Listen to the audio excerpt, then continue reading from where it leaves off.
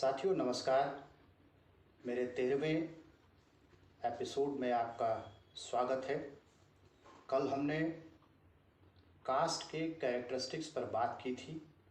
आज उसी सिलसिले को आगे बढ़ाते हुए हम यह समझने की कोशिश करेंगे कि कास्ट जेंडर के साथ कैसे इंटरसेक्ट करती है और इसी के साथ साथ हम जो जेंडर, क्लास और कास्ट का इंटरसेक्शन है उसे समझने की कोशिश करेंगे। इससे पहले कि मैं आगे बढ़ूं, उन साथियों के लिए, उन विद्यार्थियों के लिए जो कुछ शब्दों से परिचित नहीं है, मैं कुछ शब्दों से आपका परिचय करा दूं।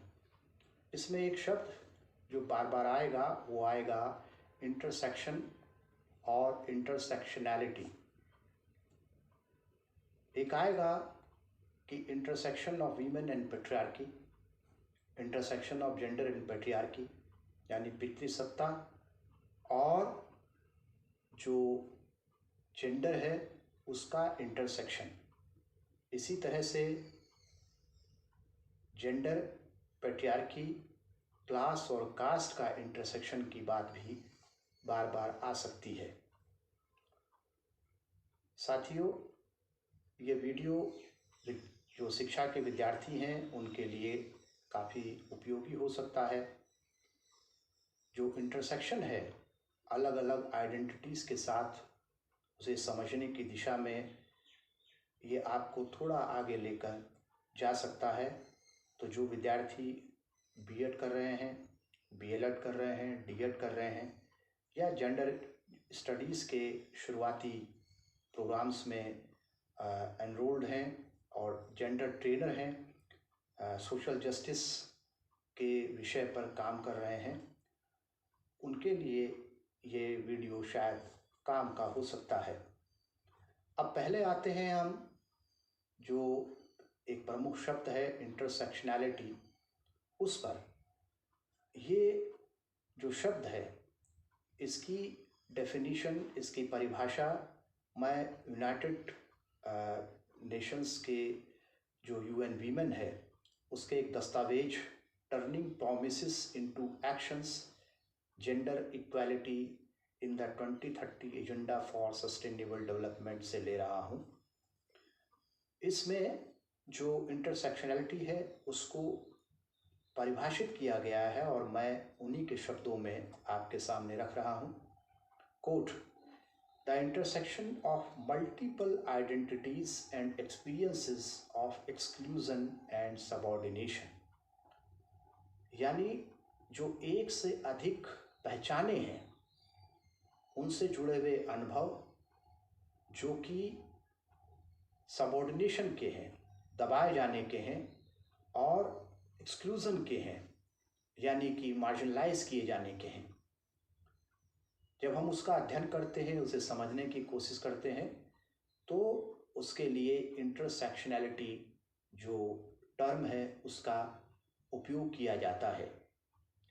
पहले यह टर्म 1980 में प्रयोग में लाया गया, ख़ास तौर पर जो ब्लैक वीमेंस हैं उनके अनुभवों को समझने के लिए कि उनके अनुभव जो वाइट रेस की वीमेन हैं उनसे किस रूप में अलग हैं, और जब महिलाओं के मुद्दे पर जो रेस है वो इंटरसेक्ट करती है तो उसका क्या फ़र्क पड़ता है। यहाँ पर हम कास्ट और क्लास के इंटरसेक्शंस का क्या असर पड़ता है जेंडर के सवालों पर, उसे समझने की कोशिश करेंगे। ये दरअसल जो समझाता है कि अगर अलग अलग किस्म की जो पहचाने हैं वो अगर एक जगह पर इंटेंसिफाइड हो जाएं, एक जगह पर घनीभूत हो जाएं, तो महिलाओं और लड़कियों के जो अनुभव हैं इनइक्वालिटी को लेकर के, डिस्क्रिमिनेशन को लेकर के, वो बिल्कुल फ़र्क हो जाते हैं। यानी कि अगर एक लड़की, एक महिला सामान्य वर्ग से है या जो वर्ग की दृष्टि से उच्च वर्ग से है, उसके अनुभव जो कमज़ोर आर्थिक पृष्ठभूमि से आने वाली महिलाएं हैं उनसे अलग होंगे। तो महिला एक बड़ी छतरी है और उसके नीचे अलग अलग पहचान लिए हुए जो महिलाएं हैं उसके जो है उनके इंटरसेक्शंस के तहत जो अनुभव आते हैं असमानता को लेकर, जो जो भेदभाव को लेकर के, वो अलग अलग किस्म के होते हैं। हम इस वीडियो में आगे जेंडर, वर्ग और जाति के इंटरसेक्शन को कुछ आंकड़ों की मदद से समझने की कोशिश करेंगे। इसके लिए मैं आपके सामने कई उदाहरण प्रस्तुत करूंगा। मेरे ख्याल से 7 से ज़्यादा उदाहरण हैं और उन उदाहरणों से आप जेंडर और क्लास तथा जेंडर और कास्ट का जो इंटरसेक्शन से क्या फ़र्क पड़ता है उसे समझने की कोशिश करेंगे। जो यूनाइटेड नेशन की रिपोर्ट है 2018 की, जिसका जिक्र पहले किया, टर्निंग प्रोमिसेस इनटू एक्शन वाली, उसमें भारत के संदर्भ में कई आंकड़े दिए हैं और ये आंकड़े में जो वर्ग है, क्लास और जेंडर का जो इंटरसेक्शन है उसके कॉन्टेक्स्ट में आप सबके सामने रख रहा हूँ। ये रिपोर्ट कहती है कि जो गरीब ग्रामीण घर हैं और जो अमीर शहरी घर हैं उसमें जो महिलाएं रहती हैं 20 से 24 साल की, उनके अनुभव अलग अलग होते हैं और वो अनुभव जो हैं एक दूसरे से भेदभाव और असमानता के मामले में बहुत फ़र्क होते हैं। जैसा एक आंकड़ा ये जो है वो कह रहा है कि 18 साल से ज़्यादा पहले जिन महिलाओं की, लड़कियों की शादी हो जाती है, अगर वो गरीब ग्रामीण घरों से हैं तो इस बात की संभावना 5 गुना ज़्यादा है अमीर शहरी घरों में पलने वाली लड़कियों की तुलना में। ये 20 से 24 साल के जो उम्र आयु वर्ग है उसकी बात की जा रही है। इसी तरह से 20 से 24 जो आयु वर्ग है उसमें गरीब ग्रामीण घरों में रहने वाले और अमीर शहरी घरों में रहने वाली जो महिलाएं हैं उनमें इस बात को लेकर के कि उन्होंने कभी स्कूल अटेंड नहीं किया, स्कूल कभी गई ही नहीं, उनमें 21-22 गुने का फर्क हो सकता है। जो किशोर अवस्था है उसमें माँ बन गई हों, इसमें लगभग 6 गुने का फर्क हो सकता है अगर वो गरीब ग्रामीण परिवार से आने वाली लड़की है तो ये क्लास के संदर्भ में आपके सामने जो है कुछ डेटा हमारे सामने है। इसी तरह से क्लास के संदर्भ में कि क्लास के इंटरेक्शन से क्या तस्वीर उभर के आ रही है और जो संयुक्त राष्ट्र संघ की रिपोर्ट है भारत के संदर्भ में वो क्या कह रही है। एक और डेटा है जो कहता है कि जो पैसा है घर में उस तक अगर पहुंच नहीं है खर्च करने के लिए, अगर वो गरीब ग्रामीण घरों से आती है तो इस बात की संभावना लगभग 1.5 गुना ज़्यादा है कि उनकी एक्सेस घर में रखे हुए पैसों तक न हो। इसी तरह से पैसा कहाँ खर्च होना है और कहाँ नहीं होना है जो है इसकी रिपोर्ट कर सकें, इसमें 2.3 गुने का फ़र्क पड़ जाता है। यानी कि जो शहरी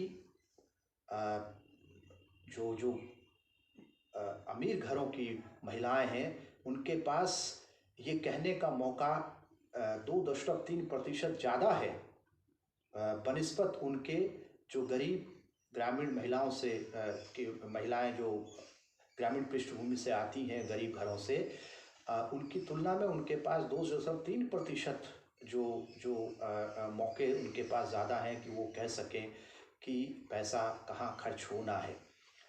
इसी तरह से जो है ज़मीन पर हक और दूसरे तरह के जो अधिकार हैं, उस पर क्लास का जो असर है वो देखने में आया है।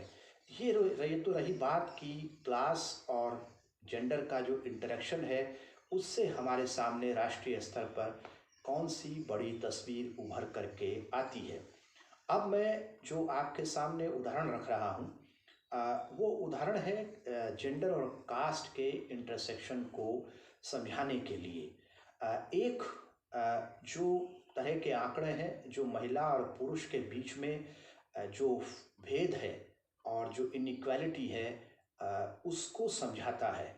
लेकिन जब हम जो है उसमें कास्ट की जो कैटेगरी है उसको भी लेकर के आते हैं तो हमें दिखाई देता है कि अब केवल ये महिला और पुरुष का मामला नहीं है, बल्कि ये पुरुष और पुरुष के बीच का भी और महिला के बीच का मामला भी बन करके जो है उभर रहा है। तो जैसे जिस रिपोर्ट का हवाला ऊपर दिया गया है यूनाइटेड नेशन की, उसमें ये बताया गया है कि जो लाइफ एक्सपेक्टेंसी है यानी जो जीवन प्रत्याशा है कि कौन औसतन कितना ज़िंदा रहेंगे, कितनी उम्र जिएंगे, उसमें जो सामान्य वर्ग की जो महिलाएं हैं यानी हाई कास्ट वीमेन लिखा हुआ है रिपोर्ट में, उसकी तुलना में जो दलित वीमेन है उनकी लाइफ एक्सपेक्टेंसी 14.6 साल कम है। यानी कि वे अब हाई कास्ट जो वीमेन है उसकी तुलना में औसतन 14.6 साल पहले उनका देहांत हो जाता है। और ये क्यों होता है? रिपोर्ट कह रही है कि जो मोर्टेलिटी रेट है दलित महिलाओं में, यानी मृत्यु दर उनकी ज़्यादा और जल्दी हो जाना जो है, उसकी क्या वजह है? पुअर सैनिटेशन और इनएडिक्वेट water supply and health care. यानी पानी तक भी जो पहुंच है उसमें जाति एक भूमिका अदा करती है। स्वास्थ्य सेवाओं तक पहुंच हो उसमें जाति एक भूमिका अदा करती है। ये भारत के संदर्भ में यूनाइटेड नेशंस की जो रिपोर्ट है वो कह रही है। अब आते हैं हम जो है शिक्षा से जुड़े हुए, साक्षरता से जुड़े हुए कुछ आंकड़ों पर। इन आंकड़ों से हम थोड़ा सा और इस बात को जो है डिस्क्राइब कर सकते हैं कि कास्ट और जेंडर का जो इंटरसेक्शन जब होता है तो हमारे सामने क्या कौन सी बड़ी तस्वीर उभर के आती है। जैसे कि जो 2011 का सेंसस रिपोर्ट है, जो जनगणना रिपोर्ट है, उसके अनुसार भारत में जो साक्षरता दर थी वो 74% थी। पुरुषों की साक्षरता दर जो है वो 82% थी, महिलाओं की 66%। यानी महिला और पुरुषों में जो साक्षरता दर है उसमें 16% का फर्क है। अब ये जो 16% है इसकी व्याख्या कैसे की जाए, ये सवाल है। तो इसकी व्याख्या जेंडर के पर्सपेक्टिव से की जाती है कि पुरुषों को पढ़ाई लिखाई का मौका ज़्यादा मिला, महिलाओं को कम मिला, और इसलिए हमको राष्ट्रीय स्तर पर जो साक्षरता दर है उसमें 16% का फर्क दिखाई दे रहा है। लेकिन जब हम इसमें शेड्यूल्ड कास्ट का डेटा लेकर के आते हैं तो एक और तस्वीर निकल के आती है और हमको ये पता चलता है कि जब कास्ट का इंटरसेक्शन होता है जेंडर के साथ तो क्या दिखाई देता है। शेड्यूल कास्ट का जो कुल साक्षरता दर 2011 में रही वो 66% थी, जिसमें से पुरुषों की 75% और महिलाओं की 56% थी। अब इसमें देखें फिर से तो जो शेड्यूल कास्ट पुरुष और महिला हैं उनके बीच में जो साक्षरता का जो दर है वो 19% का अंतर है। इसमें यहाँ भी हम जो शेड्यूल कास्ट के बीच में महिला और पुरुष का जो अंतर हमें दिखाई दे रहा है 19%, उससे हम पितृसत्ता के जो नोशन है उससे शायद इसकी व्याख्या कर सकते हैं। इसी तरह से शेड्यूल ट्राइब की जब बात आती है तो उनका कुल साक्षरता दर 59 है, मेल 68 और फीमेल 50%, और यहाँ भी मेल और फीमेल के बीच में 18% का फर्क है। तो शेड्यूल कास्ट हो, शेड्यूल ट्राइब हो या भारत की जो कुल जनसंख्या का मसला हो, उसमें हम देखते हैं कि पुरुषों की साक्षरता दर महिलाओं की साक्षरता दर से अधिक है, और इसकी व्याख्या हम जो है जो पैट्रियार्की है उसके आधार पर करने की कोशिश करते हैं। लेकिन अगर हम जो भारत की कुल पॉपुलेशन की साक्षरता दर को शेड्यूल्ड कास्ट के साथ कंपेयर करें तो हमको पता चलता है कि शेड्यूल्ड कास्ट की जो साक्षरता दर है वो 8% कम है। इसी तरह से औसत जो दर है साक्षरता की भारत की और शेड्यूल्ड कास्ट मेल की जो साक्षरता दर है उसका फ़र्क अगर हम देखें तो उसमें 7% का फ़र्क है, और जो भारत की साक्षरता दर और शेड्यूल्ड कास्ट की साक्षरता दर में जो है महिलाओं की साक्षरता दर में 10% का फ़र्क है। और अगर हम शेड्यूल ट्राइब की बात करें तो औसत में जो है 15%, पुरुषों में 14% और महिलाओं में 16% का जो है साक्षरता दर में हमको फ़र्क दिखाई देता है। अब महिलाओं की जो साक्षरता दर है भारत में वो पुरुषों की तुलना में 16% कम है। लेकिन जब हम इसे शेड्यूल्ड कास्ट यानी कास्ट का इंटरसेक्शन करवाते हैं तो हमें पता चलता है कि महिलाओं और महिलाओं के बीच में भी 10% का अंतर आ जाता है। और इसी तरह से जब हम शेड्यूल ट्राइब की बात करते हैं तो उसमें 16% का अंतर आ जाता है। तो अगर ये केवल महिला और महिला का मामला होता तो शायद हमें ये अंतर देखने को नहीं मिलता, लेकिन क्योंकि कास्ट अपने तरीके से जो डिस्क्रिमिनेट करने में या प्रिविलेजेस दिलवाने में जो है भूमिका अदा करती है, इसलिए हमें जो औसत साक्षरता दर है और शेड्यूल्ड कास्ट महिलाओं की जो साक्षरता दर है उसमें 10% और महिलाओं की औसत साक्षरता दर और शेड्यूल्ड ट्राइब महिलाओं की जो साक्षरता दर है उसमें 16% का जो है अंतर दिखाई दे रहा है। तो ये इस अंतर की व्याख्या कैसे करेंगे? सवाल यह है, हम जो महिला और पुरुष के बीच में साक्षरता दर में जो हमें फ़र्क दिखाई दे रहा है उसकी व्याख्या तो हम पितृसत्ता के आधार पर कर सकते हैं, लेकिन ये जो हमें फ़र्क दिखाई दे रहा है जो है पुरुषों और पुरुषों के बीच में और महिलाओं के बीच में अलग अलग सोशल कैटेगरी की, इसकी व्याख्या हम कैसे करेंगे? तो इसकी व्याख्या करने के लिए हमें जो कास्ट का नोशन है उसके साथ जो जेंडर का संबंध है, उसका जो इंटरेक्शन है उसे देखना पड़ेगा। साथियों, आज के वीडियो में इतना ही। अगर आपको ये वीडियो पसंद आता है तो मेरी आपसे गुजारिश है कि इसे लाइक करें, शेयर करें, सब्सक्राइब करें और इस पर कमेंट करके बताएं कि आपको ये वीडियो कैसा लगा। एक छोटी सी घंटी जैसी आकृति होगी, आप उसको क्लिक करके नोटिफिकेशन ऑन कर सकते हैं ताकि जब भी मैं कोई नया वीडियो बनाऊं आपको पता चल जाए। धन्यवाद।